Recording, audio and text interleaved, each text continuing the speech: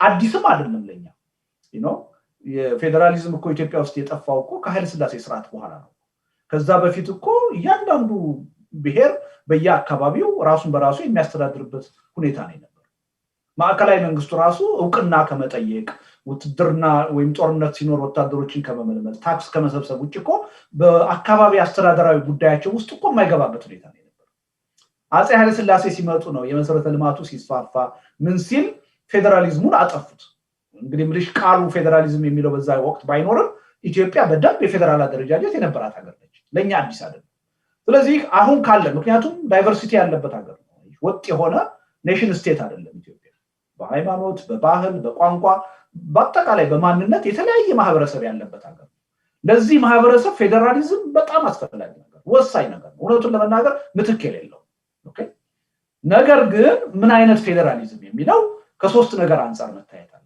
አንደኛ የቡድን መብትን የሚያከብር መሆን አለ ሁለተኛ የግለሰብን መብት የሚያከብር መሆን አለ ሶስተኛ የሀገር አንድነትንም አስጠብቆ የሚቀጥል እነዚህ ሶስት ነገሮች በሚያጣጥም ሁኔታ እንዴት ይሻሻል ነው ጥያቄ እንጂ ፌደራሊዝምን እውነቱን ለመናገር ያላግባብ ነው ክሱ የሚቀርበው ልክ ፌደራሊዝምን እንደመንቀፍ እየተደረገ የሚቀርበው ሐሳብ ትክክል አይደለም ፌደራሊዝም ደግሞ ከቋንቋና ከብሔረሰብ ማንነት ውጪ ፌደራሊዝምን ማደራጀት በእኛ ሀገር ብቻ የሚጀመር አይደለም አሁን አሜሪካን ብንወስድ በቋንቋ ወይ በምናምን አይደለም በጂኦግራፊ ነው ብዙ ሀገሮች እንደዛ አለ ኦፍ ኮርስ የተወሰኑ ሀገሮች ደግሞ የቋንቋ ፌደራሊዝም ያላቸው ሁለት ሶስት ሀገሮች አሉ በአለም ላይ ስለዚህ ከሀገሪቱ ተጨባጭ ሁኔታ አንፃር ካሉን የፖለቲካ ቅራኔዎች አንፃር ከህብረተሰባችን ጥያቄ አንፃር ምን አይነት ቀመር ብንጠቀም ይሻላል ነው እንጂ አወዛጋቢው ጥያቄ የፌደራሊዝም ጉዳይ በሁሉም የፖለቲካ ፓርቲዎች ተቀባይነት ያገኛል እሱን እንደ ልዩነት ባናየው ጥሩ ነው መስፈርቱ ላይ ነው ችግር ያለው አመሰግናለሁ እስቲ እንደው ከዚህ ሳንወጣ እንግዲህ ብዙ ነጥቦችን አነሳን በተለይ በአስተዳደራዊ አወቃቀር አካሄዶች ላይ የሚመስሉትን ነገሮች አነሳን እንደው the meantime ደግሞ እንደው ወደ ህገ መንግስቱ ልመልሶትና by the way አንተ ነው ማለት በጣም ግርታል እና ወደ ህገ መንግስቱ ልውሰድና ህገ መንግስት አርቃቂ ቡድን አስፈጻሚ ቡድን አለ እንግዲህ እቺ ሀገር ዛሬ ወደ 120 ሚሊዮን ህዝብ አለባት ተብሎ የሚታወቅ ሀገር ላይ አንድ አካል ወይንም ደግሞ የተወሰነ ፓርቲ ህገ መንግስቱን አቢዩስ ያደርግ እዚህ ጋር በህገ መንግስቱ መሰረት ይሄ ነገር አግባብ የለውም ብሎ ሊገታ የሚችል ኃይል ተጠያቂ የሚያደርገው ኃይል አለው ወይ ምክንያቱም ህገ መንግስቱ ላይ አሁን ችግር የለም አለ ሳይሆን እስካለ ድረስ ህግ ነው ያ ህግ ኢምፕሊመንት መሆን አለበት no matter what ህጎች እየተሳቱ ሲሄዱ ለምሳሌ አሁን በዚህ ሰዓት ይሄ ነው የማይባል እንደውም ህገ መንግስቱ የለም እስከማል ድረስ የሚደረስበት ሁኔታ ነው እስኪፈጠር ድረስ መንግስት የራሱ አማካሪ አለው የራሱ አድቫይዘር አለው የራሱ በራሱ ዙሪያ እሱን የሚረዱ ወይም ደግሞ ጋይድ የሚያደርጉት አካላት አሉ ፕሮፌሽናልስ ሊሆኑ ይችላሉ በኤክስፒሪየንስ ዴቨሎፕ ያደረጉ ሊሆኑ ይችላሉ እንደዚህ አይነት ጥሰት ሲያል ይሄ ነገር አግባብ አይደለም ብሎ ወደ ጥያቄነት የሚያመጣው በህገ መንግስቱ አካል አለው ወይ ጥያቄነትን ወስዶ አትሊስት አሎኬት የሚያደርግ ሲስተም አለው ወይ እውነቱን ለመናገር ህገ መንግስቱ በደንብ አለው ህግ ተርጓሚ አካል አለው ህግ አስፈጻሚ አካል አለው እና የመንግስትን ቼክ ኤንድ ባላንስ ካየሽ በጣም ጥሩ ህገ መንግስት ነው በዛ ረገድ ያን ያህል በእነዚህ በቼክ ኤንድ ባላንስ ረገድ ያን ያህል መሰረታዊ ችግር ያለበት አይደል እና ከብዙ ሀገሮች ልምድና አካሄድ ጋራ የሚመሳሰል አካሄድ ነው ያለው ትልቁ ችግር ምንድነው ህገ መንግስት አለን እንጂ ሀገሪቱ ውስጥ ህገ መንግስታዊነት የለም አይደል ህገ መንግስት በራሱ ግብ አይደለም ህገ መንግስታዊነት ያስፈልጋል ቅድም ካልኩሽ ከፖለቲካ ባህላችን መዳበር ጋር የሚመጣ ህጉ በወረቀት ላይ መቀመጡ በራሱ ግብ አይደለም ህጉ ህዝቡን ሊገዛው ይገባል ሊመራው ይገባል አይሽ መሬትም ላይ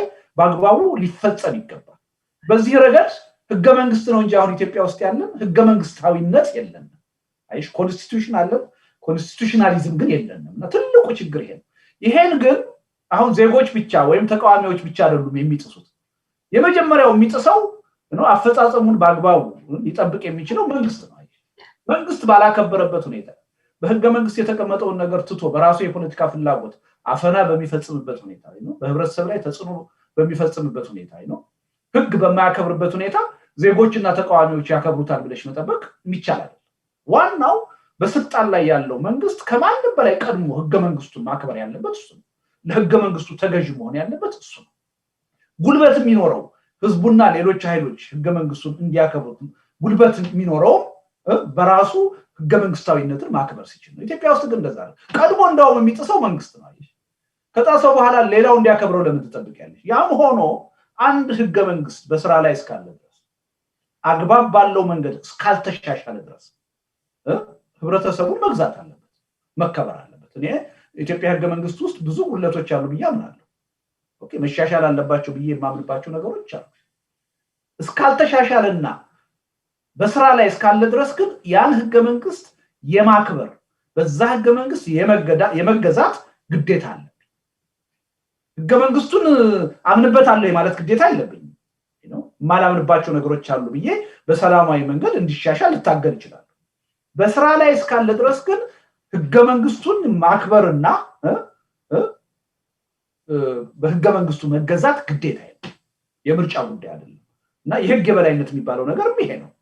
አንድን ህግ የምታከብሪው በአንድ ህግ የምትገዢው ካንቺ አስተሳሰብ ጋር ስለሄደ ስላልሄደ ወይ ጥሩ ህግ ስለሆነ ወይ መጥፎ ህግ ስለሆነ አይደለም።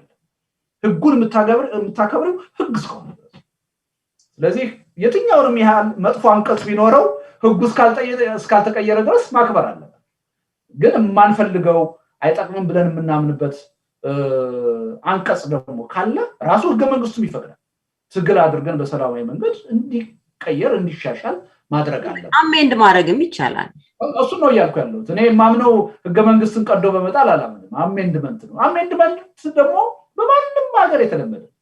እኛ ይሄ ህገ መንግስት ከወጣ 27 ዓመት ሆነው እንግዲህ ወይም ደግሞ 27 ዓመት አካባቢ ሆነው እንግዲህ ከ85 ዓመት በፊት ወጣ። ሌሎች ሀገሮች ከኛ በኋላ ብዙ የህገ መንግስት ማሻሻያ አለው። እኛ ግን አንድም ጊዜ የህገ መንግስት ማሻሻያ አላደረግም። ቅድም ስትሰማዎች 120 ሚሊዮን የሚገመት ህዝብ ነው ያለው አልሽ።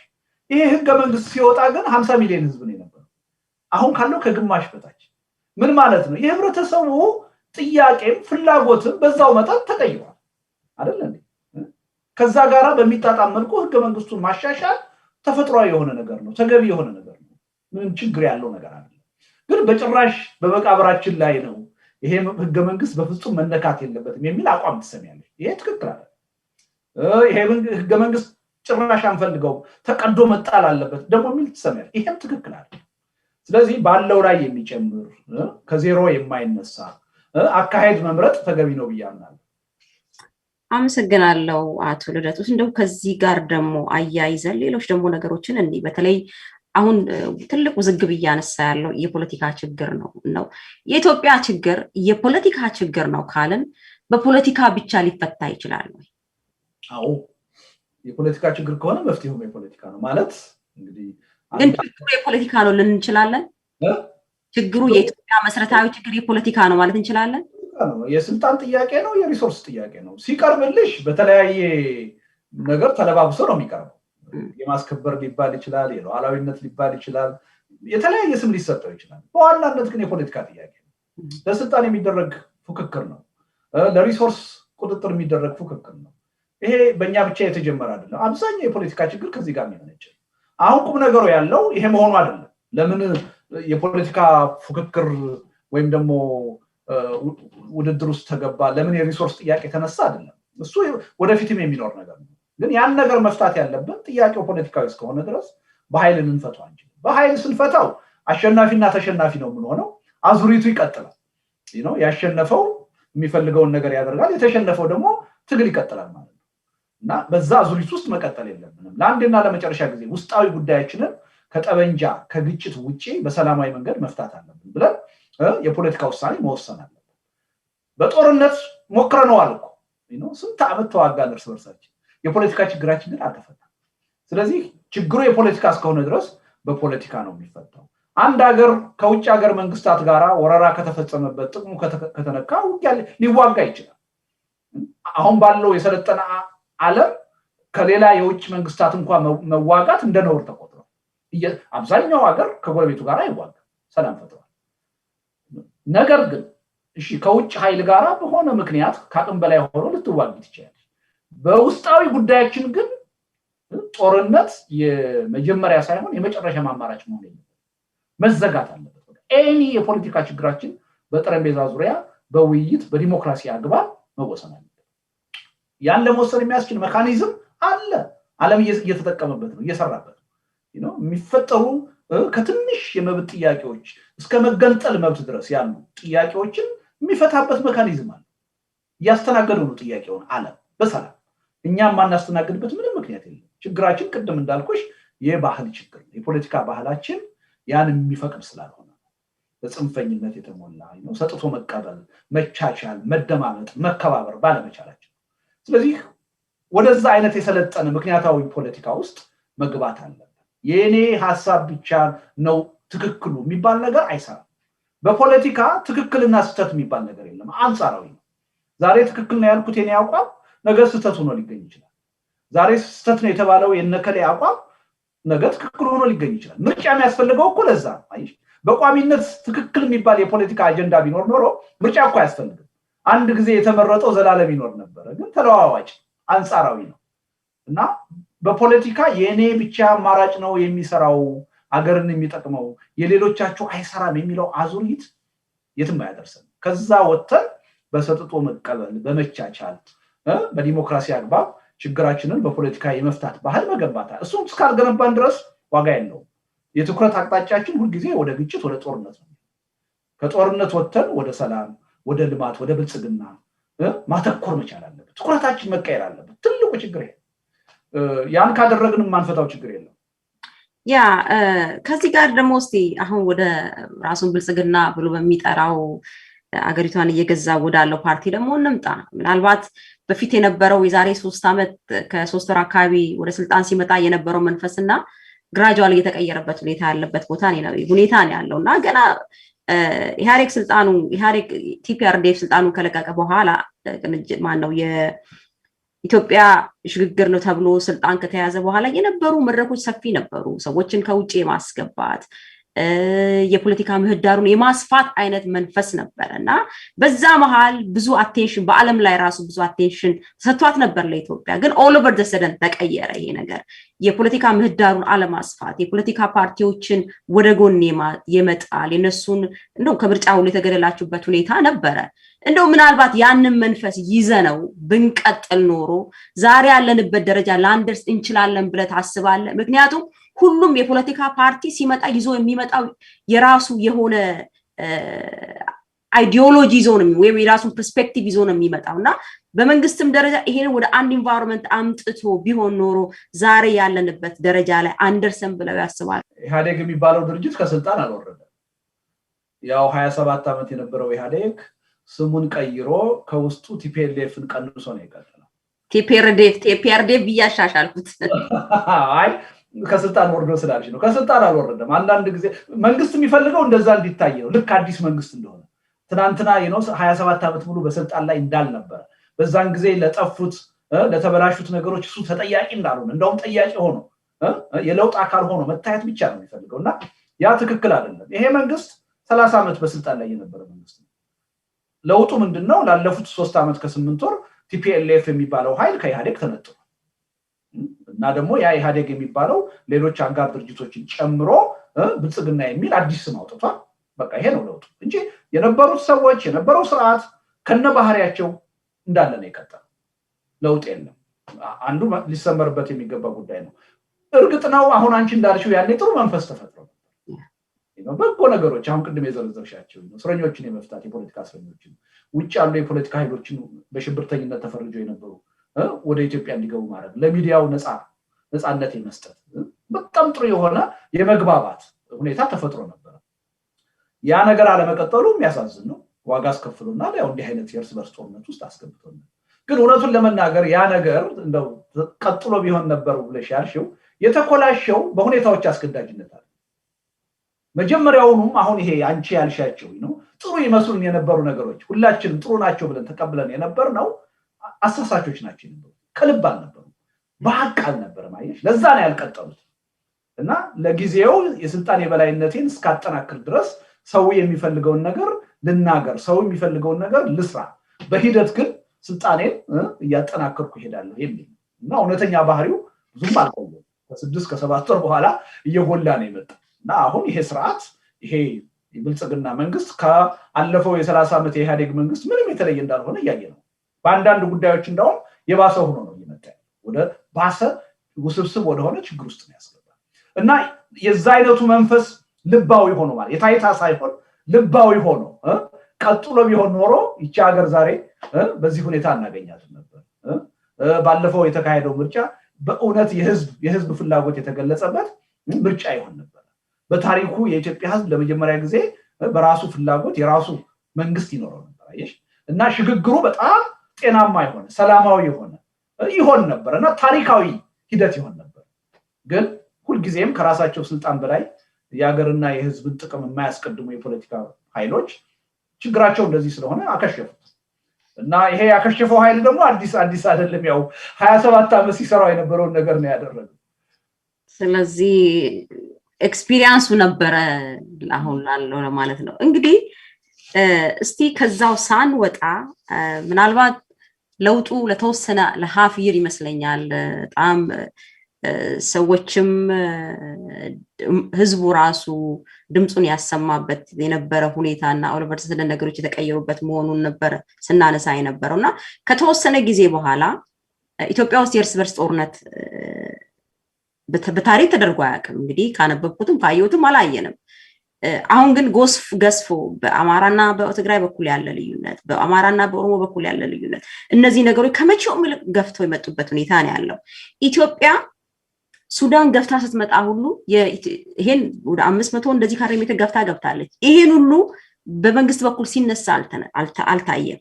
የእርስ በርስ ጦርነትም እንደው እንደ በጎ እርምጃ ተደርጎ የሚወሰድበት ሁኔታ እንደውም አንድ ጊዜ ትዝ ይለኛል ጠቅላይ ሚኒስትሩ የተናገሩት ነገር ኢትዮጵያ በታሪክ እንደዚህ ሰላም ያገኘችበት ጊዜም የለም ብሎ የተናገሩበት ወቅትም ነበረ። ምናልባት ታስታውሰው ይሆናል ብዬ አስባለሁ። ከዛም አልፎ የውጪ ዲፕሎማቲኮች ያለንን ማዕቀብ ከመጣል ያለን ግንኙነት ከመሻገር ከጎረቤት ጋር ያለን ከጎረቤት ሀገሮች ጋር ያለን ግንኙነት እስከመቋረጥ ድረስ ሲደርስ ይሄ መንግስት እንግዲህ ቀደም ላይ እንዳልኩት ተጠያቂ የሚያደርገው ጠቅላይ ሚኒስትሩን ብቻ ነው ወይ? በሱ ዙሪያ እኮ ብዙ ሰዎች አሉ። እነዚህ ሰዎች ይሄን ነገር ሳያዩት ቀርተው ነው ወይ? የፖለቲካ ፓርቲዎች እኮ በግራ በቀኝ እኮ ተቋማቸው እናንተም እያሰማችሁ ነበር፣ ለጀዋርም እያሰሙ ነበር።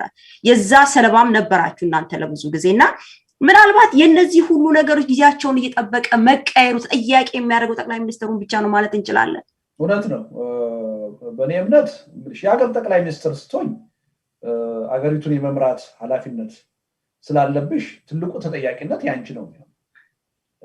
ገዢ ፓርቲም ስትሆኝ ትልቁ ተጠያቂነት ያንቺ ነው የሚሆነው። ስልጣን ላይ ነሽ። በበጎም በመጥፎም ጥሩ ነገር የማድረግ እድሉ በእጅሽ ላይ ያለ እና ደግሞ ያስሽው ስልጣን ተጠያቂ ያደርጋል። ተጠያቂነቱን ከማንም በላይ ተጠያቂነቱን ያደርጋል። ምክንያቱም መንግስት ለምሳሌ መጥፎ ነገር በመስራት ብቻ አይደለም መንግስትን መጠየቅ። አገሪቱ ውስጥ ሌሎች ኃይሎች ራሳቸው መጥፎ ነገር ከሰሩ ተጠያቂ ነው። ህዝቡን ለምሳሌ የህዝቡን ሰላም የህዝቡን ደህንነት ከሌሎች ጥቃት ራሱ ከመንግስት ብቻ ሳይሆን ከሌሎች ጥቃት የመከላከል ግዴታ የመንግስት ስልጣን ላይ እስካለ ድረስ ራሱ መጥፎ ነገር ማድረግ ብቻ ሳይሆን ሌሎች አካላት በህዝቡ ላይ መጥፎ ነገር እንዳያደርጉ ህዝቡን ዜጎችን የመጠበቅ ከጥቃት የመከላከል ግዴታ አለ። ድርብ ነው ማለት ነው ግዴታ። ግን ይሄ ማለት ብቸኛ ተጠያቂ ነው ማለት አይደለም። እንዳልሽው ጠቅላይ ሚኒስትሩ ብቻ አይደሉም። ስልጣን የወሰዱ ደሞዝ የሚከፈላቸው ኃላፊነት የወሰዱ ብዙ ባለስልጣኖች አሉ። የብልጽግና ፓርቲ ባለስልጣኖች፣ የኢትዮጵያ መንግስት ባለስልጣኖች እነዚህ ሁሉ ድርሻ አላቸው፣ ተጠያቂነት አለባቸው።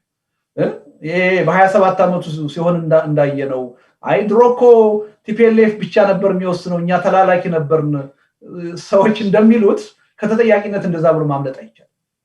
ድሮም ቢሆን ቲፒኤልኤፍ ብቻ አይደለም ተጠያቂ፣ ሌሎችም የፖለቲካ ድርጅቶች የዛ ውሳኔ የዛ አፈጻጸም ባለድርሻ ነው የነበሩት፣ ተጠያቂነት አለባቸው። አሁንም ቢሆን ጠቅላይ ሚኒስትሩ ብቻ አይደሉም ወይም ብልጽግና ፓርቲ ብቻ አይደለም፣ በመንግስት ባለስልጣን ዙሪያ ያሉ ሰዎች ሁሉ ተጠያቂ ናቸው። የጋራ ተጠያቂነት አለባቸው። አብረው ይወስኑ አይወስኑ ሌላ ጉዳይ። ጠቅላይ ሚኒስትሩ ለምሳሌ ከህግ ውጪ ብቻቸውን የሚወስኑት ነገር ካለ ይሄን ማድረግ አትችልም አቁም፣ ተጠያቂነቱ የጋራ ስለሆነ ውሳኔውም የጋራችን መሆን አለበት ብለው የመጠየቅ የነሱ ግዴታ ነው፣ የነሱ ፋንታ። ዛሬ ዝም ብለው ድምጻቸውን አጥፍተው ነገ እኔ ተላላኪ ነበርኩ ተጠያቂ ለሆን አልችልም ሊሉ አይችሉም። የመንግስት የህዝብ ወንበር ላይ ነው የተቀመጡት፣ የህዝብ ደሞዝ ነው እየተከፈላቸው ያለው። ስለዚህ ከተጠያቂነት ሁሉም ይመለከታቸዋል ማለት ነው ፕራይም ሚኒስትሩ ብቻ አይደለም ግን በደረጃ እናስቀምጠው ካል የግድ ፕራይም ሚኒስትሩ ሀገር የመምራት ኃላፊነት አለበት ዋናው ተጠያቂ እሱ ነው ገዢው ፓርቲ እንደ ፓርቲ ደግሞ ሀገሪቱን የመምራት ኃላፊነት አለበት ዋናው ተጠያቂ እሱ ድርብ ተጠያቂነት አለባቸው ይሄን ስል ሌሎች ተቃዋሚ ፓርቲዎች የህብረተሰብ ክፍሉ ዜጎች ሁላችንም ተጠያቂነት አለበት ለምሳሌ ገዢው ፓርቲ መጥፎ ነገር ሲሰራ መጥፎ ነገር ማድረግ አትችልም ይሄ ህገ መንግስታዊ አይደለም አቁም ብሎ የመታገልና የማስቆም ኃላፊነት ሁላችንም አለ ያን ባለማድረጋችን በህግ ላንጠየቅ እንችላለን አንጠየቅ የሞራል ተጠያቂነት ግን አለ አይሽና አንድ ሀገር ውስጥ መጥፎ ነገር ሲከሰት መጥፎ ነገር በመፈጸም ብቻ አይደለም የድርጊቱ ተባባሪ ወይ ማድረግ መሆን ይችላል መጥፎ ነገር ሲፈጸም ያን ታግሎ ለመቀየር አለመሞከር በዝምታ ማለፍ ራሱ ተጠያቂነት አለ እና ሁላችንም ተጠያቂ ነን ብለን ማመን አለ ድርሻው ግን ይለያያል በህግ የሚያስጠይቅ ተጠያቂነት አለ በሞራል የሚያስጠይቅ ተጠያቂነት አለ አንድ አይነት ተጠያቂነት ያለበት ህብረተሰብ አለ ወይ አካል አለ ድርብ ተጠያቂነት ያለበት ደግሞ አካል አለ እና ዋናው ተጠያቂ በስልጣን ላይ ያለው መንግስት ነው ይሄን መንግስት ደግሞ በዋናነት እየመሩ ያሉት እንደው የአንድ ሰው መንግስት በሚያስመስል መልኩ እየመሩት ያሉት ጠቅላይ ሚኒስትር አብይ ናቸው ትልቅ ተጠያቂነት አለበት ስለዚህ አሁን አገሪቱ የገባችበትን ቀውስ በደንብ አይተው የህልውና ፈተና እያመጣ እንደሆነ የህዝብ እልቂት እያመጣ እንደሆነ ተገንዝበው ይሄ ነገር ከቀጠለ የአገሪቱንም ህልውና የራሳቸውንም ህልውና ችግር ውስጥ የሚከት መሆኑን ተገንዝበው ወደ ሰላማዊ ትክክለኛ አቅጣጫ የማስገባት ትልቅ ኃላፊነት አለባቸው ያ ሳይሆን ቀርቶ አገሪቱ ችግር ውስጥ ከገባች ከማንም በላይ ተጠያቂ ናቸው ምንም ጥርጥር የለም ሁሉም በየድርሻው ተጠያቂ እንደው ከዚህ ጋር ላይ ያያዝና በተለይ የአንድነት ኃይል ነን ብለው ራሳቸውን የሚጠሩ የነበሩት በትግል ውስጥ የትግል አጋሩት የነበሩ እንደነ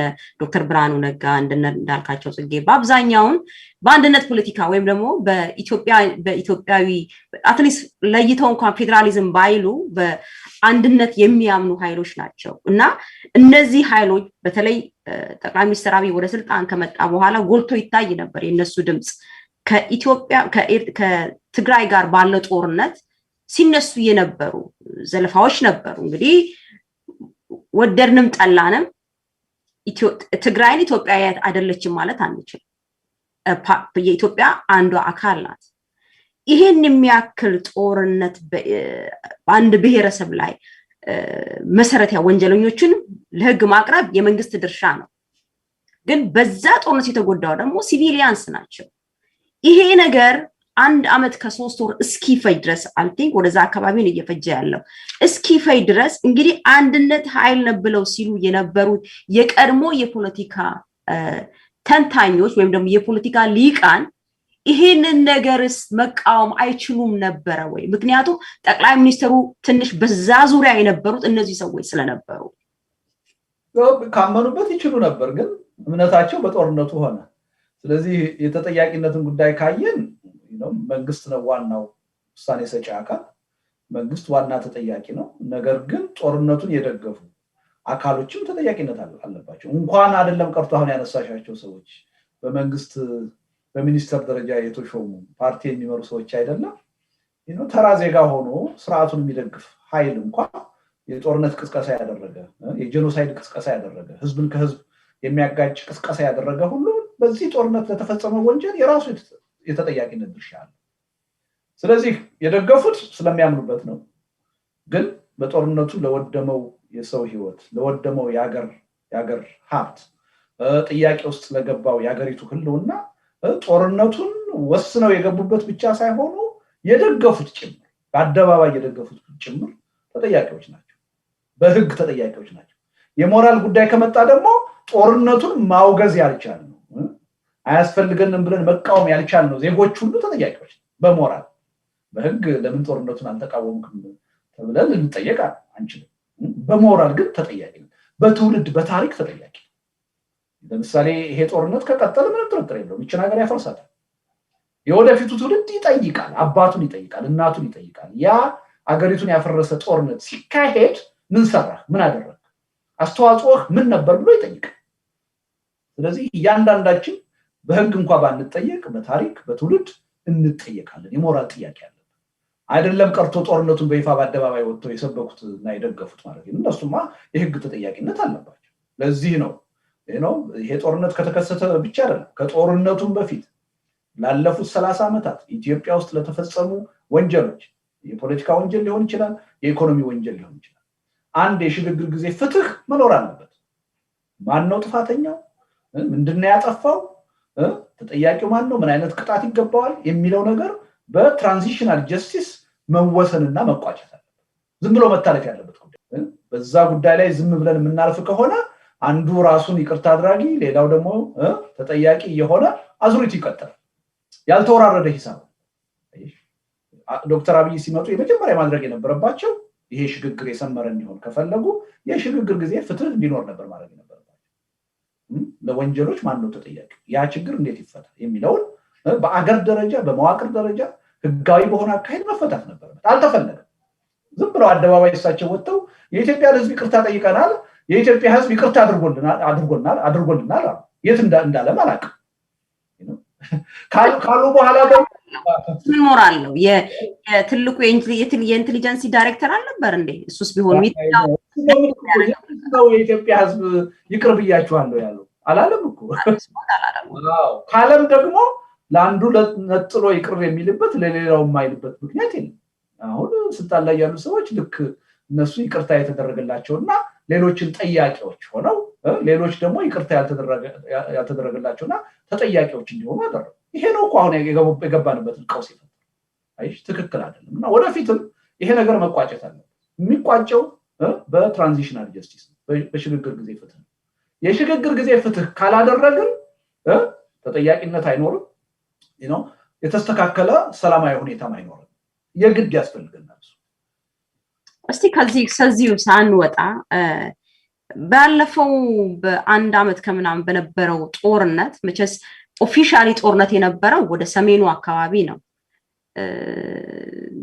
በኦሮሚያም አካባቢ ነበር በጣም በሰው ልጅ ላይ ኢሰባዊ የሆነ ድርጊት ሲፈጸም ነበር በኦሮሚያ ላይ አካባቢ ሰዎች በህግ ከለላ ስር የነበሩ ሰዎች እየወጡ የሚገደሉበት ሁኔታ ዛሬ ቄሮ ከ10,000 የበለጠ ቄሮ እስር ቤት ያለበት ሁኔታ ነው እንግዲህ ይሄ በዚህ በሁለት አመት ውስጥ የነበረ ነገር ነውና እስቲ በጦርነት ውስጥ እናካተውና ይሄን ሁሉ በዚህ ጦርነት ውስጥ ኢትዮጵያ ተረፈችው ነገር አለ ወይ በዚህ ጦርነት ውስጥ ኤርትራ ኢንቮልቭ አድርጋለች ኤርትራ ሙሉ ለሙሉ እንደውም የኢንተሊጀንሱን ትልቁን ድርሻ ይዛለች እስከመባል የሚደርስበትም ሁኔታ አለ በዚህ ጦርነቱ ያተረፈችው ኢትዮጵያ ምንድነው የከሰረችው ምንድነው የጎረቤት አገርስ ገብቶ ያተረፈው ምንድነው የከሰረው ምንድነው እስቲ በዚህ ላይ ድምልስቶት እንግዲህ ያው ይሄ አሁን ያልሽው ነገር ጦርነቱ ያልነካው ህብረተሰብ የለም ኢትዮጵያ ውስጥ በተለይ አሁን ዶክተር አብይ ከመጡ ጀምሮ እንግዲህ ታስታውሻለሽ ከመጀመሪያው የሶማሌ ክልልና የኦሮሚያ ክልል ግጭት እና የህዝብ መፈናቀል ጀምሮ ከዛ የጌዲዮ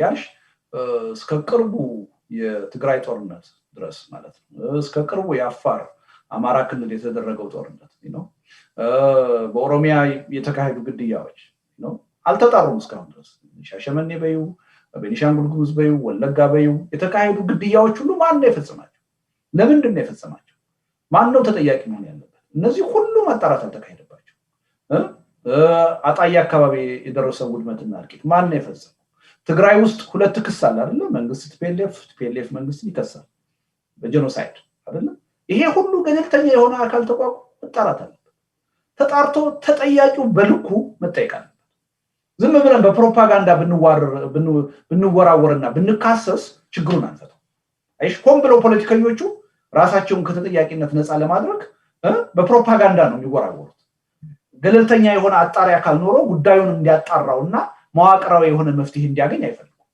ትልቁ ችግር እና ዋናው ይሄ ሁሉ መጣ እስካሁን ዕለት ድረስ የተፈጸሙ ወንጀሎች በማን ነው የተፈጸሙት እንዴት ነው የተፈጸሙት ማን ነው ተጠያቂ የሚሆነው በገለልተኛ አካል መጣራት ከግለሰብ ግድያ ጀምሮ እስከ ጅምላ ጭፍጨፋ ድረስ መጣራት በሁሉም ክልሎች የተካሄደ አይሽ ማንንም ከዛ ተጠያቂነት ማምለጥ የለበት ይሄን ስንል ተጠያቂነቱ በአንድ በኩል የህግ ተጠያቂነትን ቅጣትን በሌላ በኩል ደግሞ ይቅርባይነትንና እርቅን ግምት ውስጥ ያስገባ መሆን አለበት ምክንያቱም የዋናው የዚህ የትራንዚሽናል ጀስቲስ አንዱ ዓላማ አስተማማኝ የሆነ የሰላም ሁኔታ መፍጠር ስለዚህ ችግሩን ስንፈታው ዝም ብሎ በህግ ቅጣት ብቻ ሊሆን አይችልም ያን ሚዛን በጠበቀ መሆን አለበት ወደ ዋናው ጥያቄሽ ልምጣና ከዚህ ጦርነት ማንም ኢትዮጵያ ውስጥ ያለ ህዝብ በክልል ደረጃም በዩ በአገር ደረጃ የተጠቀመ የለም። ሁሉም ተጎጂ፣ ሁሉም ዩኒፎርምሊ ተጎጂ ነው። ትላንትና ያሰበው ትላንት ማሸነፍ እንደፈለገው አሸንፏል። ማንም አላሸነፈም። ሁላችንም ተሸናፊ ነው። የሁላችንም ልጆች ናቸው ያለቁት። የሁላችንም ሀብት ንብረት ነው የወደመው። ስለዚህ እርግጥ ነው ከአንዱ ክልል ሌላ ክልል የደረሰው ውድመት ሊበልጥ ሊያንስ ይችላል፣ ተነጻጻሪ ነው።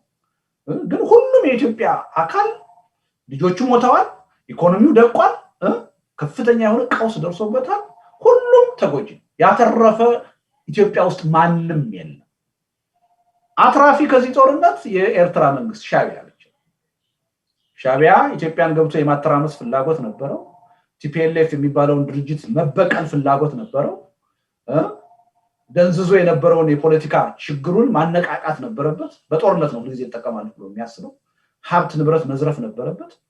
እሱ ተሳክቶለታል። ለጊዜው ተጠቃሚ ሆናል። ከዛ ውጭ ማንም ተጠቃሚ ሆናል። ኢትዮጵያ ከነሙሉ ክልሎቿ ማለት ነው ከጦርነቱ በፊት የነበሩበት ሁኔታና አሁን ያሉበት በጣም በከፍተኛ ደረጃ የተራራቀ በሁሉም ነገር ቁልቁል ነው። ይሄ ነው ገና ይሄ ጦርነት የሚያስከትልብንን ጣጣ ወደፊት ነው ራሱ በኢኮኖሚ ደረጃ የሚያመጣብን ጣጣ አጠቃላይ ህልውናችንን የሚፈታተን ነው። በጣም አውዳሚ ውድ የሆነ ጦርነት ነው እያካሄድን ያለነው። በመቶ ሺዎች የሚቆጠሩ ናቸው ህይወታቸውን ያጡት።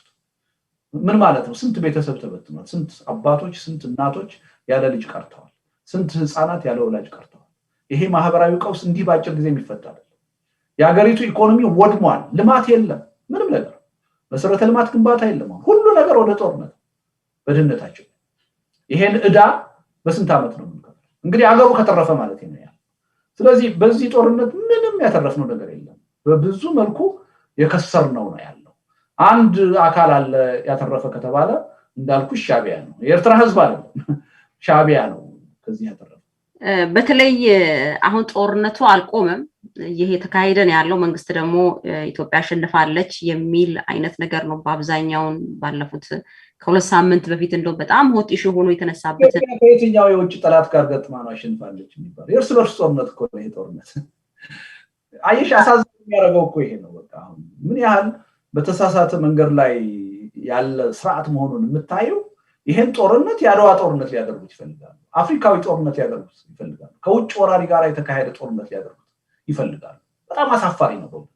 ይሄ የእርስ በርስ ጦርነት ነው። በአንድ ሀገር የውስጥ ጉዳይ ላይ ያለ ጦርነት ነው። የወንድማማች ጦርነት ነው። ከውጭ ወራሪ ጋር አይደለም ጦርነቱ የሚካሄደው። እና ኢትዮጵያ ታሸንፋለች ምን ማለት ነው? ኢትዮጵያ እየተሸነፈች ነው በሁሉም ወገን። የትግራይም ሰራዊት ሲያልቅ፣ የፌደራል መንግስቱም ሰራዊት ሲያልቅ፣ የአማራ ክልልም የአፋር ክልልም የኦሮሞ ልዩ ኃይል ሲያልቅ ኢትዮጵያ ናት እየተሸነፈች ያለች። እና ይሄ በጣም በተዛባ ሁኔታ ከኢትዮጵያ ጋር እንዲህ አይነቱን ነገር ማያያዝ የተገቢ ያልሆነ የፓትሪዮቲዝም ለመቀስቀስ መሞከር ትክክል አይደለም። ይሄ የእርስ በርስ ጦርነት ነው ፒውርሊ። ደግሞ እኮ በሌላ ቋንቋም እኮ የሀገሪቱን ሉዓላዊነት ሳቨርኒቲ የሚባለውን ነገር ደግሞ ሲያቀነቅኑም ይሰማል። በጣል በጎረቤት ሀገር ያሳዝነው እሱ ነው ዋናው። ቅድም ያልሽው ምንሽ ረስቼው አይደለም እንትን ያልኩትና የሉዓላዊነት ጉዳይ ከሆነ በምን ምክንያት ነው የሻዕቢያ መንግስት ለራሱ ሀገር ህዝብ ዴሞክራሲ፣ መልካም አስተዳደር፣ እድገት፣ ሰላም ያላመጣ በእኛ ሀገር የውስጥ ጉዳይ ገብቶ አሁን ይሄን ያህል ሚናይ የራሳችንን ህዝብ እንዲጨፈጭፍ ምን ፈቅደው? በምን ሂሳብ? ሱዳን በብዙ ኪሎ ሜትሮች እኮ አሁን ጥሳ ገብታ እኮ መሬታችንን ይዛለች። እንኳን ይሄ ነገር ሲነሳ አልሰማንም። እንኳን ቀርቶ ተዋግቶ መቀልበስና ችግሩን እንደ ችግሩ ራሱ ሲወራንሰ የውስጥ ጉዳያችን የእርስ በርስ ጦርነታችን ነው ቦታ አግኝቶ ሲነሳ ዝቅጠታችን እዚህ ድረስ እኮ ነው። ይሄ ነው እኮ ብሔራዊ ክብራችንን አተናል። የሉዓላዊነት የአንድነት ትርጉም ሁሉ ጠፍቶብናል። ጥላቻ ገዝቶናል። ይሄ ዘላቂ የሆነውን እንኳን ብሔራዊ ደህንነታችንን ኢንተረስታችንን እንዳናይ ነው ያደረገን።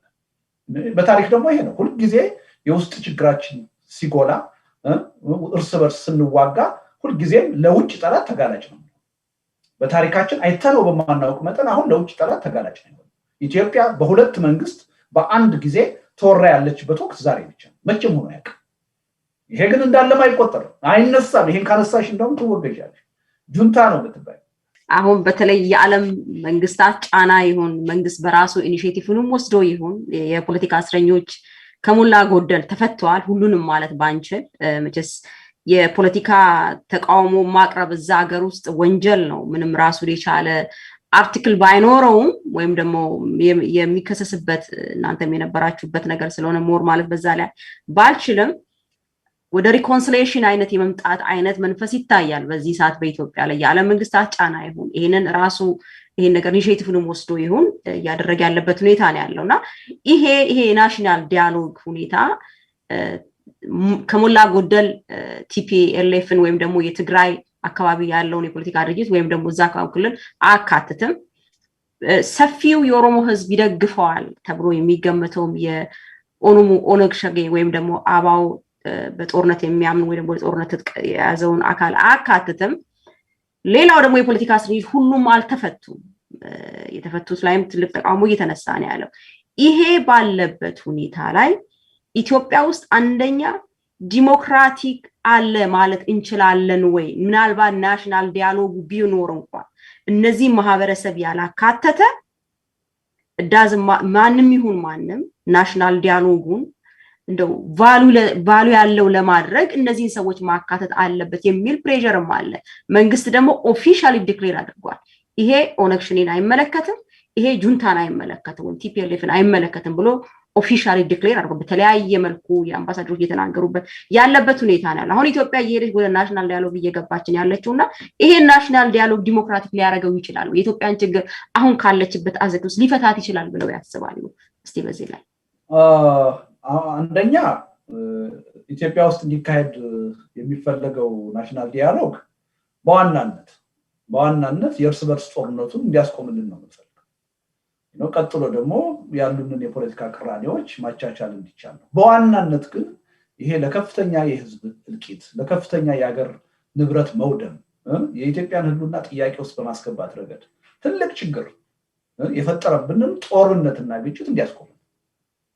ስለዚህ እሱን ያላስቆመ ናሽናል ዲያሎግ የትም ሊደርስ አይችልም ስለዚህ እሱ እንዲቆም ከተፈለገ በጦርነቱ ተሳታፊ የሆኑ የፖለቲካ ኃይሎች ሁሉ ተሳታፊ መሆን አለባቸው ወደ ድርድሩ ጠረጴዛ መምጣት አለባቸው እነሱ ካልተሳተፉ ጦርነቱ አይቆምም ጦርነቱ ካልቆመ ብሔራዊ መግባባት የሚባለው ነገር ሊመጣ አይችልም ጦርነት እያካሄድሽ ምን አይነት ናሽናል ዲያሎግ ነው የምታካሄደው ስለዚህ ይሄ ዝም ብሎ እንዲሁ አሁንም ነው አለባብሰው ቢያርሱ ባረም ይመለሱ እንደሚባለው ዝም ብሎ ነገሮችን ጠጋግኖ ለዲፕሎማሲና ለፕሮፓጋንዳ ኮንሰምፕሽን ብቻ ለመጠቀም የሚደረግ ጥረት ነው የምናየው አንዱ ይሄ ነው ሁለተኛ ኢትዮጵያ ውስጥ ናሽናል ዲያሎግ ያስፈልጋል ያስፈልጋል እሱን የሚያካሂድ እሱን የሚመራ ኮሚሽን መቋቋም አለበት መቋቋም አለበት ግን ያ ኮሚሽን እንዴት ነው መቋቋም ያለበት በእነማን ነው መቋቋም ያለበት መመራት ያለበት ምን አይነት ኃላፊነቶች ይኖሩታል ምን አይነት ግብ ይኖራል የሚለው ነገር ግን በገዢው ፓርቲ ብቻ አይደለም መወሰን ያለበት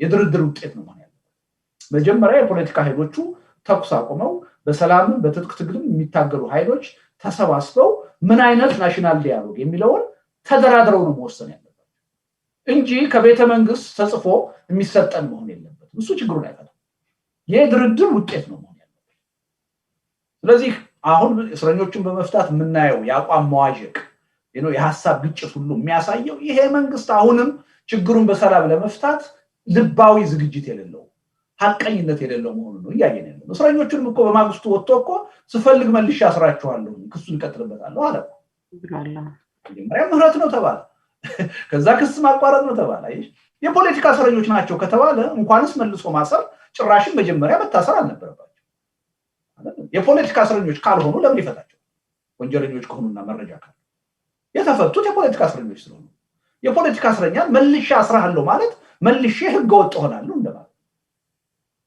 መልሼ ቀውስ ፈጥራለሁ እንደማለት እና ከልብ ቢሆን የታመነው እንደዚህ አይነት ቃላቶችን አንስማም ነበር አንድ ስለ ቅድም ያነሳሽው ነገር አለ እነዚህ ፐብሊኩ የሚያውቃቸው ሰዎች ናቸው ሁላችንም ስንጮህላቸው የነበሩ ሰዎች ናቸው ሌሎች ግን ብዙ ሰዎች አሉ በሺ የሚቆጠሩ የፖለቲካ ፓርቲ አባላት በየክልሉ እስር ቤት ነው ያሉት ኦሮሚያ ክልል በተለይ አማራ ክልል ብዙ የፖለቲካ እስረኞች አሉ በየእስር ቤቱ እነዚህ ሰዎች መፈታት አለባቸው በፖለቲካ አመለካከታቸው ምክንያት የታሰሩ ጋዜጠኞች አሉ እነ ማዛ እነ ታምራት ነገራ እነ ያስፔድ ተስፋዬ በቅርቡ እንኳን የታሰሩት ማለት ነው ህግ ስለጣሱ አይደለም በፖለቲካ አመለካከታቸው ስርዓቱን ስለተቃወሙ ነው የታሰሩት።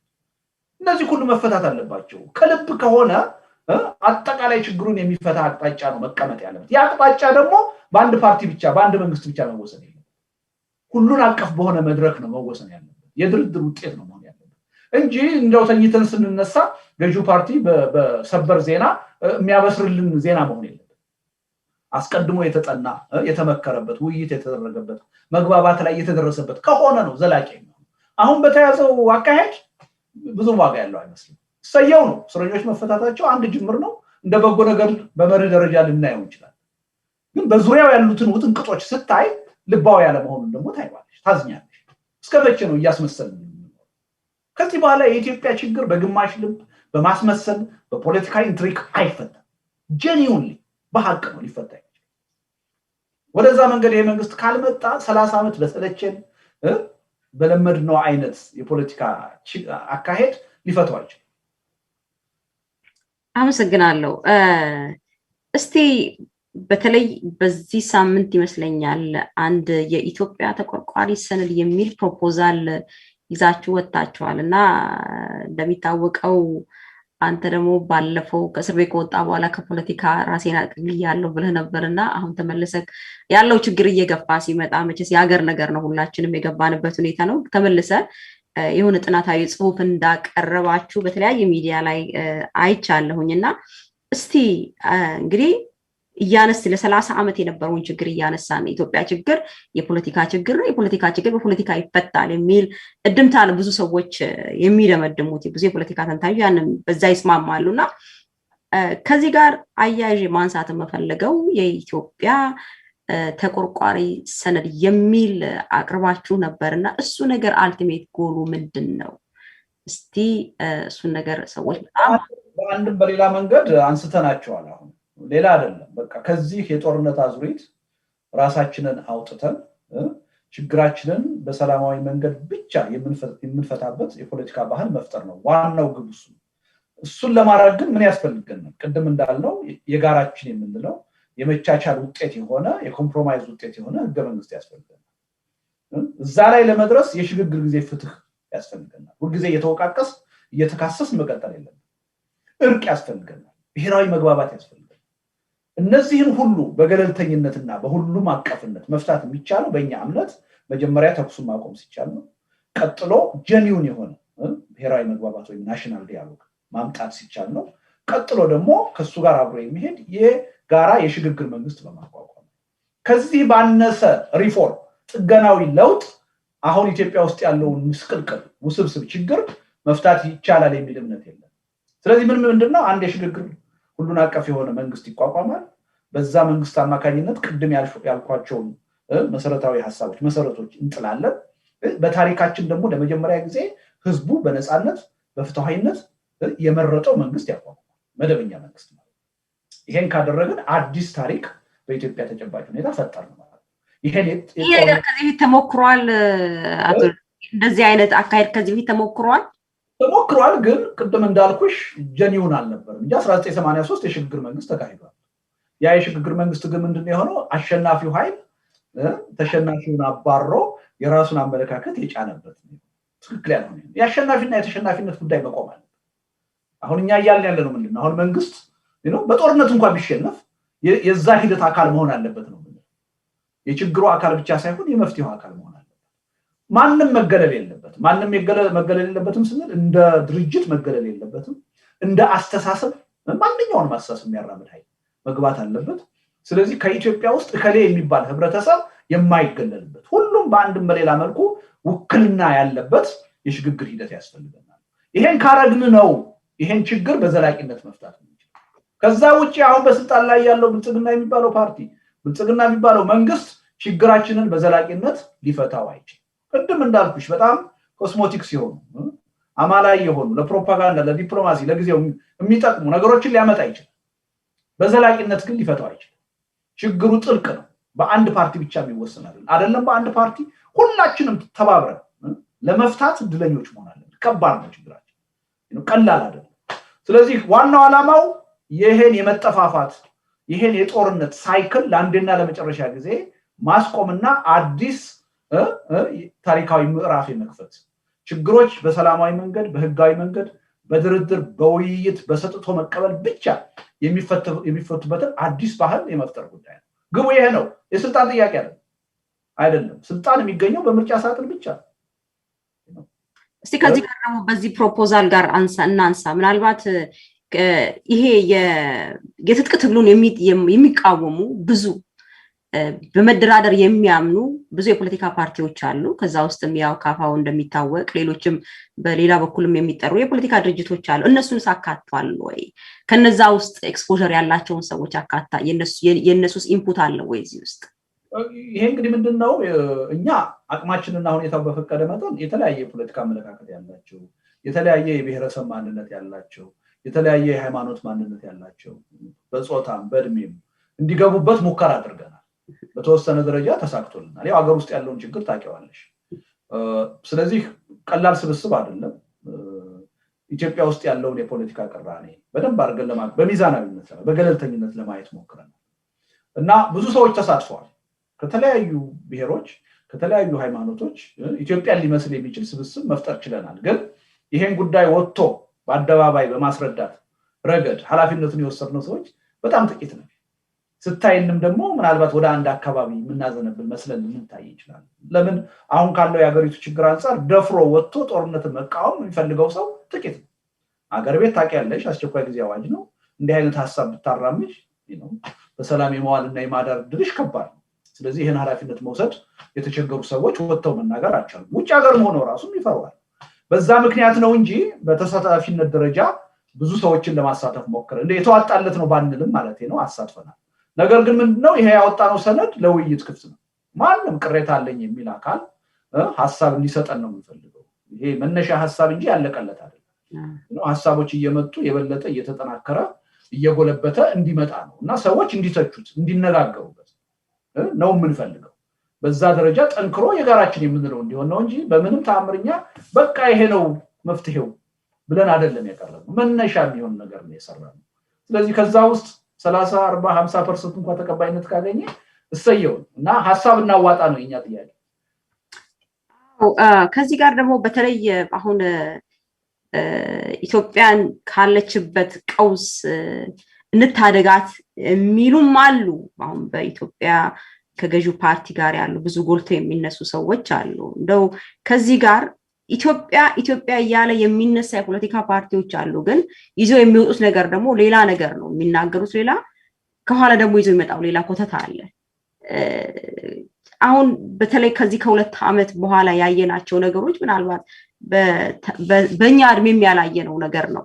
አንድነትን የሚያቀነቅኑ አሉ የብልጽግና ፓርቲ ውስጥ ምናልባት ጎልቶ የሚታዩ እንዳልነው የኛ ችግር ኢምፕሊሜንቴሽን ላይ ነው እንዳልነው ነው ምጋራበት እኔ በግሌና እነዚህን ሰዎችስ የማካተት ስማቸውንም መጥቀስ ባያስፈልግም በፖለቲካ ዓለም ውስጥ ብዙ ዋጋ የከፈሉ ኢትዮጵያን አንድ አድርጎ የማቆየት ህልም ያላቸው ራዕይ ያላቸው ግን ፕራክቲካሊ የማናያቸው ቢሆኑም እነሱንስ ያሳተፈ ነው ወይ?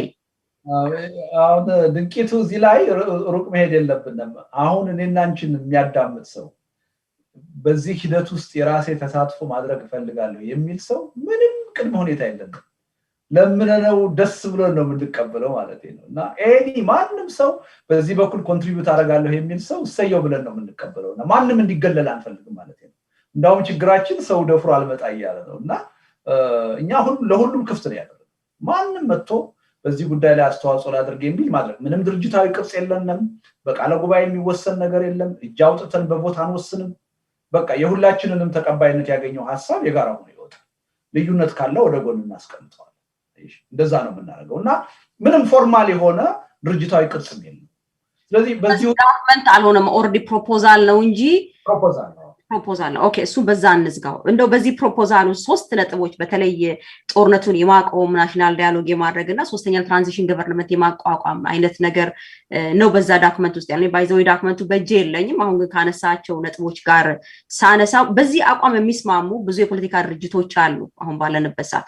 ግን ይሄ ፕሮፖዛል ተሰሚነት ካገኘ የህዝብ ድምጽ ተሰሚነትን ያገኘ ከመጣ ምናልባት አንተ እዚህ ስላለክ የፖለቲካ አቋም ይታወቃል እና እየጨመረ ከመጣ ይሄ ፕሬሸር ያነሳ ከመጣ መንግስት ጋር ተቀባይነት ይኖረዋል ብለ ታስባለ መንግስት ሊከፍትላችሁ ይችላል እዛ ጋር ኦብስታክል የሚሆን አይመስልም ወይ ከተዘጋጀንበት ካልቀረ የሆነ ነገር ፍሬውን ለማየት ነው ሰው ሁሉ የሚጓጓውና እዛ ጋር ኦብስታክል የሚሆን አይመስልም ወይ እንደዛ አይነቱን ነገር ለመፍታት በምን አይነት መልኩ የተዘጋጃችሁት እንግዲህ አሁን ይሽቅድም ካልኩሽ የፖለቲካ ባህላችን ብልሹነት ጋር በተያያዘ እንደዛ አይነት ቅንነት ያያየን አይደለም ሌሎች የሰሩት ዶክመንት የትኛውንም ያህል የሚጠቅምና ጥሩ ቢሆን ሰየው ብሎ የመቀበል ባህል አናይ እንደውም ሳያነቡት ማጥራላት ነው የሚፈልገው መተቸት ነው የሚፈልገውና እሱ የሚያሳዝን ነገር ነውና በነገርሽ ላይ አሁን ሁለቱም ወገኖች ናቸው የተቃወሙት መንግስትም ተፋላሚ ወገኖችም አልደገፉትም ምክንያቱም እዛ ላይ የሚፈልጉት እነሱ የኔ የሚሉትን ጥቅም ነው አይሽ እኛ ደግሞ እዛ ላይ ቅድሚያ የሰጠነው የጋራ የሚባለው ነገር አይሽ ስለዚህ አንዱ ወገን በተለየ ሁኔታ እርግጠው ሊደግፈው አይችልም የዶክመንቱ ጥንካሬ አሁን ከሁለቱ አንዱ ይደግፈው ኖሮ አድልቷል ልንል እንችል ነበርና ሁለቱም አልተቀበሉም ምክንያቱም እኛ ደግሞ ሚዛን ላይ ያስቀመጥነው የሀገርና የህዝብን ጥቅም ነው ሁለቱም ማቻቻል አለባቸው የኔ ብቻ የሚሉትን ሐሳብ ይዘው መጥተው ሰነዱ የነሱን ሐሳብ ብቻ የሚያስተናግድ እንዲሆን ከጠበቁ መቼም ቢሆን ይደግፉታቸው ግን ያ ደግሞ መፍትሄ አይሆንም ስለዚህ በሁለቱም በኩል ተቀባይነት እስካሁን አላገኘም በመንግስትም በኩል ሐሳቡ እንዲደርስ እናደርጋለን በተለያየ መንገድ ያያረግን ነው ፖዚቲቭ የሆነ ተቀባይነት ግን ያያየን አይደል እንግዲህ የችግራችን ክብደትም አይሽ የሚያሳየው ይሄ ነው በቅንነት ስቲሌው ምን ጉድለት አለው ብሎ መውሰድ የሚችለው ነገር መንግስት ቢወስድ ጥሩ ነው ግን በዛ አይነት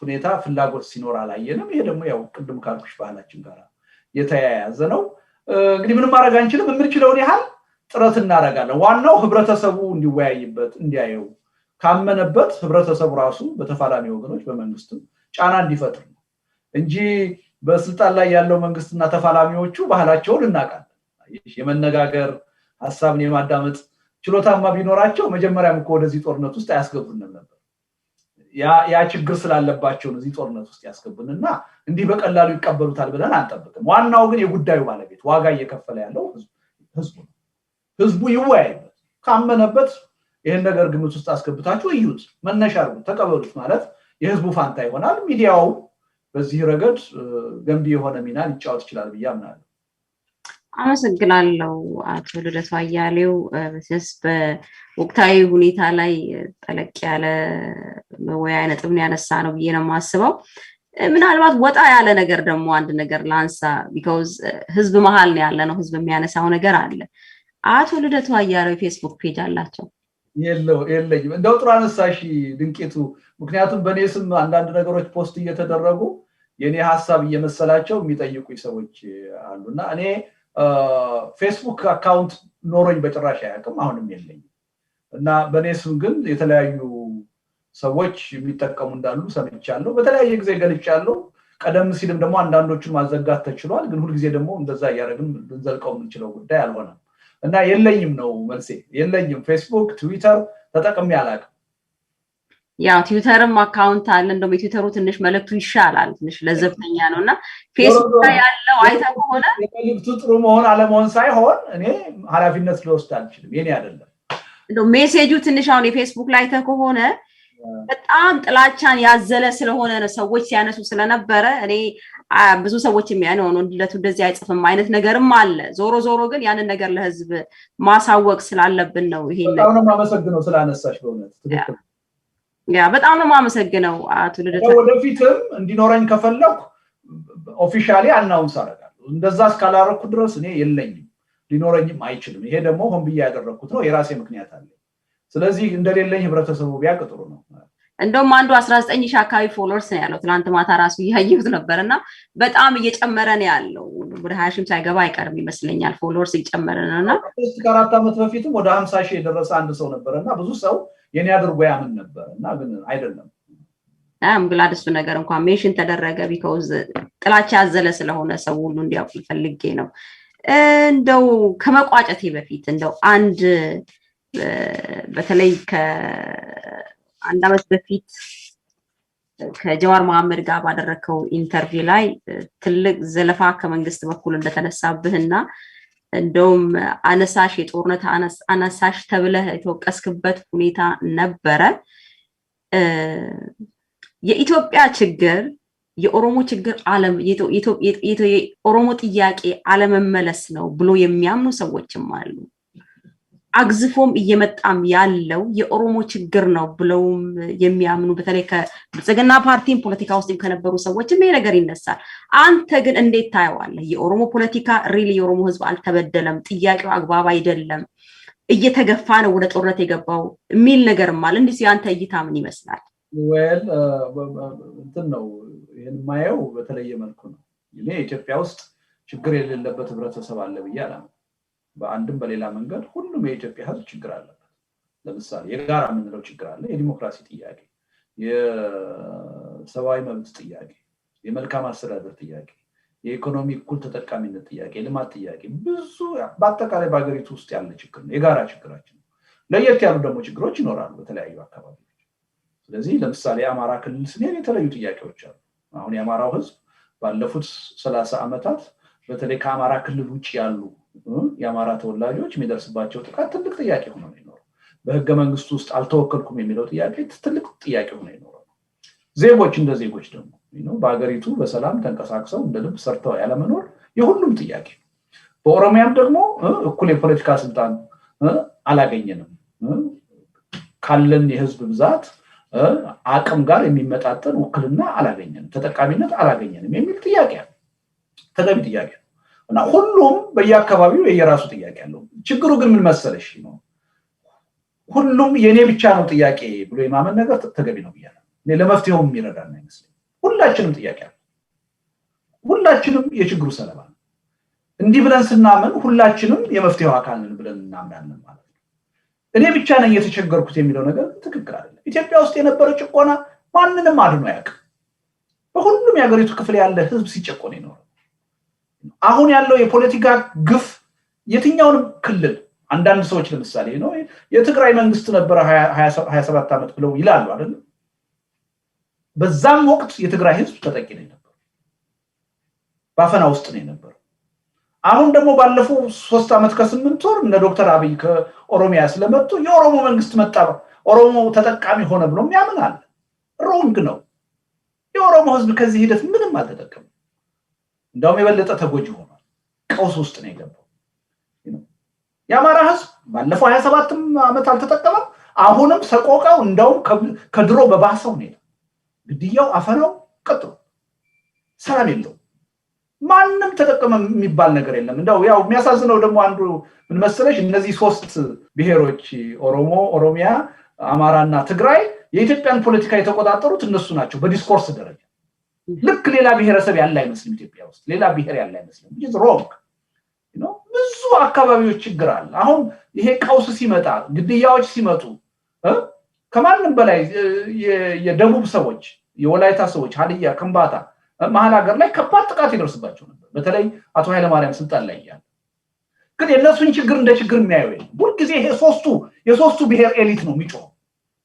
this is unfair፣ ትክክል አይደለም እና የሶስቱ ብሔር ሁልጊዜ ችግራቸውን የነሱ ብቻ አድርገው ማየት ትክክል አይደለም።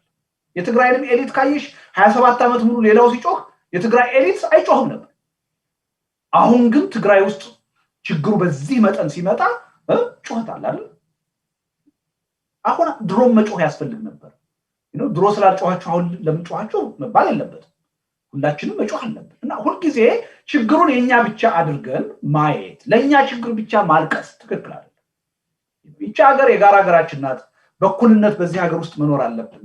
እኩል ተጠቃሚ መሆን አለብን። እኩል ማደግ አለብን ካል ለችግሩ እኩል ማዘን አለብን። ከየትኛውም ጠረፍ ችግር ሲደርስበት እንደ ጋራ ጉዳያችን መጮህ አለብን። ለኔ ለምለው ህዝብ ብቻ እየጮኩ ስለ ኢትዮጵያ ነው የምጮኸው ብል ውሸት አለ። አሁን አንዳንዱ የአንድነት ኃይል ነኝ የሚለው ውሸት አለ። ለኔ ለሚለው ብሔረሰብ ብቻ እየጮኸ ሌሎች ሲገደሉ ችግር ሲደርስባቸው መጮህ አይፈልግም። ግን ከማንም በላይ የኢትዮጵያ ጠበቃ ነኝ ሊልሽ ይፈልጋል።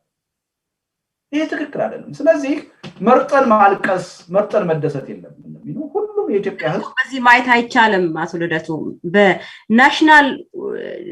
በናሽናል አትሞስፌርና አሁን ለምሳሌ ኦሮሚያ ናት የኢትዮጵያ ፓርት ናት ትግራይ ናት የኢትዮጵያ ፓርት ናት አማራም የአማራ ነው ሁሉም የራሱ የሆነ ጥያቄ አለው ሌሎች ሀገሮችም እኮ ችግር የለባቸውም ብራዚል እኮ በፌዴሬሽን እየተዳደሩ ብዙ ሀገራት ይሄን ማለት አንችልም ብዙ ዓለም ላይ በፌዴራሊዝም እየተዳደሩ በራሳቸው ቋንቋ በራሳቸው በራሳቸው ማንነት በራሳቸው አይደንቲቲ ተከባብረው የሚኖሩና የፌዴራል ሲስተሙ እንዳለ ሆኖ በዛ አምብሬላ ስር ተከባብረው የሚኖሩ ሀገር አለ ብዙ ሀገራት አሉ እንደውም ኢትዮጵያ እኮ አብዛኛው ነገር ከሌላ ሀገር ነው ልምድ የምትወስደው በተለይ አሁን ኮንስቲቲዩሽኑን ስናየው ብዙ ልምድ ከተለያዩ ሀገሮች ነው የተወሰደና ይሄንን ልምድ እንዳለ ወደዛ አምጥቶ አገራዊ በሚያረገን ነገር ላይ አገራዊ አትሞስፌር ተፈጥሮ የክልሎችንም መብት ቋንቋቸውን ባህላቸውን ማንነታቸውን ሃይማኖታቸውን ጂኦግራፊያቸውን አክባብ ባላንስ እንዲቼክ አድርጎ መኖር አይቻልም እንደዛ አይነት የፖለቲካ ሲስተም በዘርጋት አይቻልም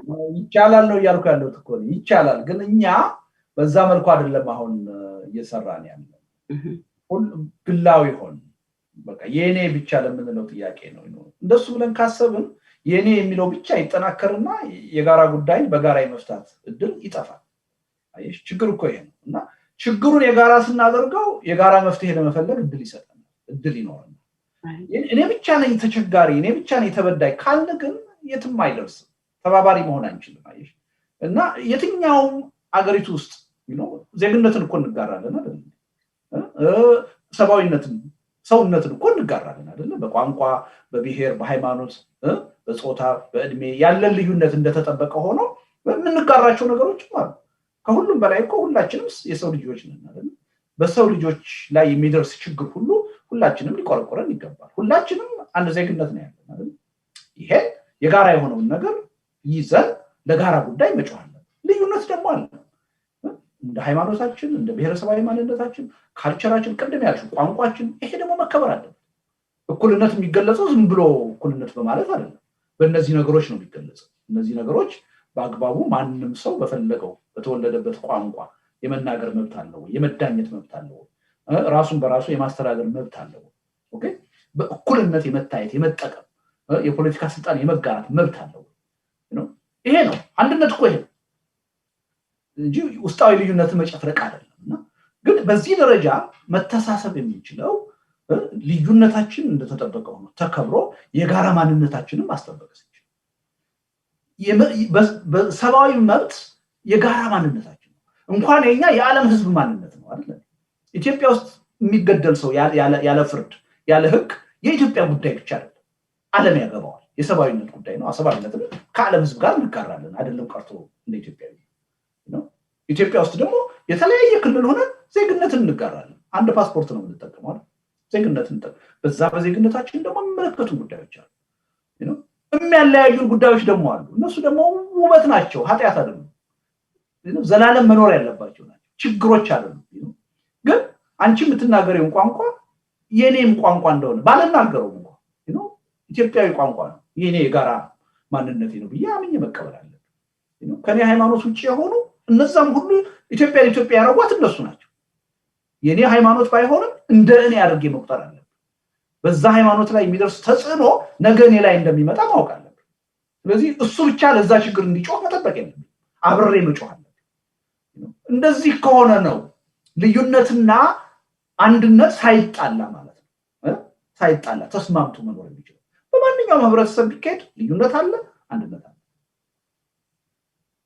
እንዲህ ቀይ መስመር ተሰምሮ ልዩነት ብቻ ያለበት ዓለም የለም በጭራሽ ዓለም እንኳን በአንድ ሀገር እየኖርንና በዓለም ላይ ያለው ህዝብ የራሱ አንድነት አለ የራሱ አንድ የሚያደርገው ማንነት አለውና ሁለቱን እስካጣጣምን ድረስ ችግር የለም ችግሩ የሚሆነው ምንድነው የተወሰነ አካል ልዩነት ላይ ብቻ ትኩረት ማድረግ ይፈልጋል የተወሰነ አካል አንድነት ላይ ብቻ ትኩረት አድርጎ ልዩነትን መርሳት ይፈልጋል እንደሌለ መቁጠር ይፈልጋል ይሄ ሁለቱም ጫፍ ያስኬዳል ሁለቱም ጤናማ ናቸው ስለዚህ ያን ብለን ካመን ግን ምንም የማንሻገረው ችግር የለም እዚህ አይምሮአችን ላይ ነው ድንቂቱ ያለው ችግር መደማመጥ መከባበር አለመቻላችን ነው ዋናው ችግር ከተደማመጥ ምንም የማይፈታ ከተከባበር ምንም የማይፈታ ችግር የለም ይሄ ከንቀት መውጣት አለብን ነው። ይሄ ለታሪክ በረጅም ጊዜ ሂደት የተጠራቀመ ጥላቻ አለብን፣ የንቀት ችግር አለብን። እነዚህን አውጥተን መጣል አለብን። ማንም ሰው ሐሳብ አለው መደመጥ አለበት። ችግር አለኝ ሲል ችግር የለብህም መባል የለበትም። መጀመሪያ ሶሪ ምንድነው ችግርህ ነው መባል ያለበት። ሆዴን ያመኛል ስልሽ አያምህም ልትይኝ አትችልም አይደል? ማንም ህዝብ ኢትዮጵያ ውስጥ ተጨቆኛለሁ ችግር አለብኝ ካለ ውሸትክን ነው መባል የለበት ነው። ምንድነው እንዴት አድርገን ችግሩን እንፍታው? መጀመሪያ ሲምፓቲ ማሳየት ያስፈልጋል፣ ተቆርቋሪነት ማሳየት ያስፈልጋል። ከካድ ነው ግን አስቸጋሪ ነገር ነው። ስለዚህ ሁላችንም የችግሩ አካል ነን፣ ሁላችንም የችግሩ ተጠቂዎች ነን ብለን በአንድ በኩል ማመን፣ በተመሳሳይ ሁኔታ ሁላችንም የመፍትሄው አካል ነን። ይሄን ካል ማንፈታው ችግር ያለን አይመስልም። በጣም አመሰግናለሁ አቶ ልደቱ አያሌ። በተለይ በዚህ የኢትዮጵያዊ ህልውና ተቆርቋሪ በሚለው ነገር I wish you all the very best። ይሄ ጥሩ ነገር ነው። እንግዲህ I hope በሌላ ጊዜም እንግዳ ሆነው